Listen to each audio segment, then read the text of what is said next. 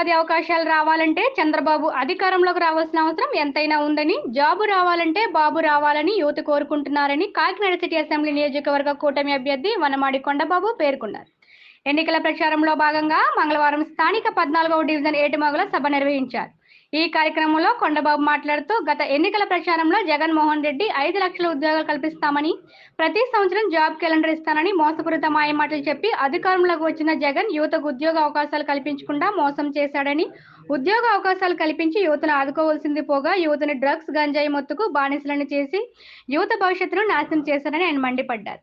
ఆంధ్ర రాష్ట్రానికి నూతన పరిశ్రమలు తీసుకురాకుండా ఉన్న పరిశ్రమలు జే ట్యాక్స్ పేరుతో ఇతర రాష్ట్రాలకు తరిగిపోయేలా చేసి యువతను దగా చేశాడని, రాబోయే తెలుగుదేశం, జనసేన, బీజేపీ కూటమి ప్రభుత్వంలో యువతకు ఉద్యోగ అవకాశాలు కల్పించి నిరుద్యోగ యువతకు నిరుద్యోగ భృతి అందించి ఆదుకోవడం జరుగుతుందని ఆయన తెలిపారు.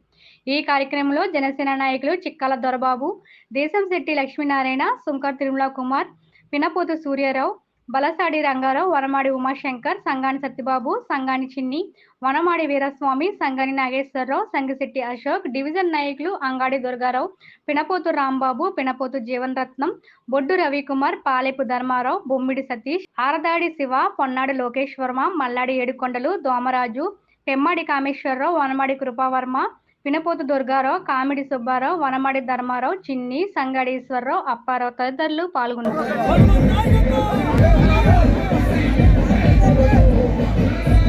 ఈరోజు 14-17 డివిజన్లో పర్యటించడం జరిగింది ఓట్లు అభ్యర్థించడం కోసం. ఈ ప్రాంతానికి వచ్చినప్పుడు ఈ ప్రాంతం అంతా కూడా మత్స్యకారులే తప్ప ఇంకెవరు ఉండరండి. ఈ ప్రాంత ప్రజలకి వైసీపీ ప్రభుత్వం ఉన్న కాలం 5 సంవత్సరాలు పెద్ద నష్టపోయారు అందరూ కూడా. ఈ 2 డివిజన్లే కాదండి, కాకినాడలో ఉన్న మత్స్యకారులే కాదండి, రాష్ట్రంలో ఉన్న మత్స్యకారులందరికీ నష్టం జరిగిందండి. ఏ విధంగా నష్టం జరిగిందంటే, గత తెలుగుదేశం ప్రభుత్వం అధికారంలో ఉన్నప్పుడు ఫిషరీస్ డిపార్ట్మెంట్ ద్వారా వలలు ఇచ్చేవాళ్ళం, చిన్న నావలు ఇచ్చేవాళ్ళం, ఇంజిన్లు ఇచ్చేవాళ్ళం. అదేవిధంగా చెరువులు చేసుకునే వాళ్ళకి అయితే మోపెడ్స్ ఇచ్చేవాళ్ళం, ఐస్ బాక్సులు ఇచ్చేవాళ్ళం. అదేవిధంగా వాళ్ళు చెరువులో పెంచుకోవడం చేపలు కూడా ఇచ్చేవాళ్ళు అండి.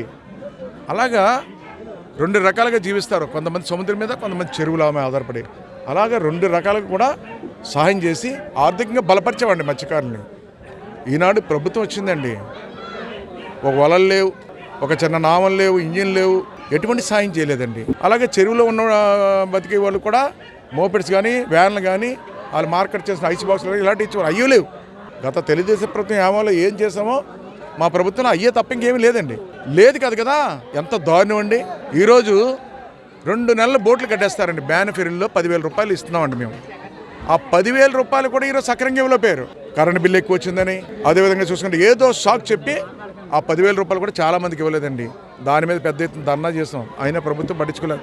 రేపిస్తాం, ఎల్లుండిస్తాం అని చెప్పారు కానీ 5 సంవత్సరాలు అయిపోయింది. బ్యాన్ ఫెరీలో డబ్బులు కూడా ఇవ్వలేపారండి.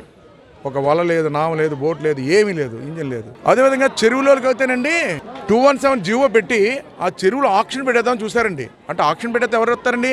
వైసీపీ నాయకులు పెద్ద పెద్దలు వచ్చి ఆ చెరువులు తీసేసుకుంటారు. మా మత్స్యకారుల చేతిలో ఉండవు. ఇంకా దాన్ని కూడా తెలుగుదేశం పార్టీ వాళ్ళకి అండగా నిలిచి కాపాడం అవుతే. ఈరోజు హామీ ఇస్తున్న ఎలక్షన్ కాబట్టి రేపు మా ప్రభుత్వం రాగానే ఏదైతే బ్యాన్ ఫెరీలో 10,000 రూపాయలు ఇచ్చామో దాన్ని 20,000 చేస్తున్నామని కూడా ఈ సందర్భంగా తెలియజేస్తున్నాం. 20,000 చేస్తున్నాం.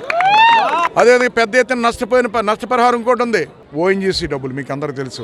ఓఎన్జీసీ కానీ, రిలాక్స్ కానీ సముద్రంలో ఆయిల్ నిక్షేపాలు తీసినప్పుడు నష్టపరిహారం ఇస్తారు. ముమ్మడివారంకి ఇచ్చారు, యానంకి ఇచ్చారు, 784 కోట్లు ఇచ్చారు. కాకినాడకి రావాల్సిన డబ్బులు చంద్రశేఖర్ రెడ్డి కొట్టేసాడు 1000 కోట్లు. మీకు అందరికీ తెలుసది, కొత్తగా ఏం చెప్పక్కర్లేదు. రేపు ఇక్కడ ఏ రిగ్స్ వేసినప్పుడు కూడా మా ప్రాంతంలో ఓఎన్జీసీ కానీ, రిలయన్స్ కానీ ఏ కంపెనీ వచ్చినప్పుడు కూడా ఆ రిగ్స్ వేసినప్పుడు ఇక్కడ ఉన్నటువంటి మత్స్యకారులందరూ కూడా నెలకి 11,500 రూపాయలు ఇచ్చి తీరుతామని కూడా సందర్భంగా తెలియజేస్తాను. అందరూ కూడా నెలకు 11,500 రూపాయలు. ఆ విధంగా ఈరోజు ఆ ప్రభుత్వంలో నష్టపోయిన నష్టపరిహారాన్ని మేము మత్స్యకారుల కుటుంబాలు ఆదుకునేలాగా ప్రణాళికలు సిద్ధం చేసి ముందుకెళ్తామని ఈ సందర్భంగా తెలియజేసుకుంటూ ఈరోజు అందరూ కూడా ఒకటే మాట చెప్తున్నారండి. ఈరోజు కాకినాడలో తెలుగుదేశం పార్టీ అధికారంలో రావాలి. ఏదైతే ఎంపీ పోటీ చేస్తున్నారో ఎంపీకి కొండబాబుకి సైకిల్ గుర్తు కొట్టేస్తాం, ఎంపీకి గ్లాస్ గుర్తు కొట్టేసి ఇద్దరిని నెగ్గిస్తామని ఈరోజు మాట ఇచ్చారు. వీళ్ళందరూ ధన్యవాదాలు తెలియజేస్తానని ఈ సందర్భంగా తెలియజేస్తున్నాను.